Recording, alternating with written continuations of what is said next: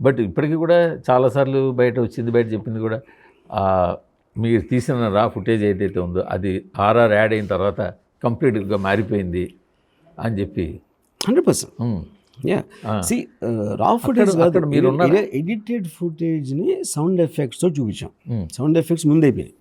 ఇళయరాజా గారు చూసింది double positive with sound effects. Yeah అదే మీరు ఈ సినిమాతోనైనా తెలుగులో ఆడియోగ్రఫీ అనే ఒక కొత్త టైటిల్ కార్డు, అదో title card, sound design audiography అనే కొత్త టైటిల్. ఆడియోగ్రఫీ ముందు ఉండేది, నేను పెట్టింది సౌండ్ డిజైనింగ్. అది చేసి ఇచ్చారు ఆయనకి.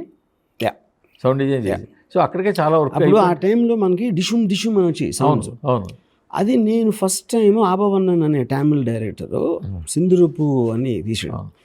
ఆ సినిమాలో ఫస్ట్ టైం నేను సౌండ్ ఎఫెక్ట్స్ చాలా రియలిస్టిక్గా విన్నా. అప్పుడు నేను అన్ని పట్టుకుని ఆబవన్నన్ దగ్గరికి వెళ్ళి అడిగాను, ఆ సౌండ్స్ ఎలా అంటే దీపన్ చటర్జీ అని ఉన్నాడు బాంబేలో, వాడు షోలేలో పనిచేసాడు.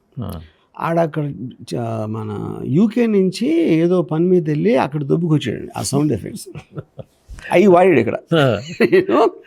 సో అప్పుడు దానికోసం అతను తీసుకున్నాను, అతని దగ్గర ఉన్నాయి కాబట్టి. కానీ అంటే అదే చెప్తాను కదా, వీళ్ళందరినీ మీరు అడిగిన వాళ్ళందరినీ ఇవ్వడం కానీ, సరే ఒక హై స్టాండర్డ్ క్రూని మీకు అటాచ్ చేయడం కానీ నిజంగా మెచ్చుకోవాల్సిన విషయం. అఫ్ కోర్స్ సురేందర్ గారిని కానీ వెంకట్ గారిని, వాళ్ళని సోర్స్ చేసింది నేను. కానీ వాళ్ళు ఒప్పుకోవాలి కదా. పెద్ద స్టూడియోలో మీరు అడుగుతారు వీడేమో అది కావాలి ఇది కావాలి అది కావాలంటే ఒక కొత్త పర్సన్. కాకపోతే నేను ఏం చేసేవాడిని, చూపించేవాడిని వాళ్ళకి. సింధూరపు సినిమా తీసుకెళ్ళి సౌండ్ ఎఫెక్ట్స్ అబ్జర్వ్ చేయండి. ఇక్కడ ఎంత ఎఫెక్ట్ ఎందుకు ఉందంటే పంచ్ సౌండ్స్ అలా ఉన్నాయి. మనం చేసి డిషుమ్ అని వస్తాయి కదా. సో మీరు ఎఫెక్ట్ ఫీల్ అయినందుకే కదా, ఊరికే నేను అంటాను కాదు.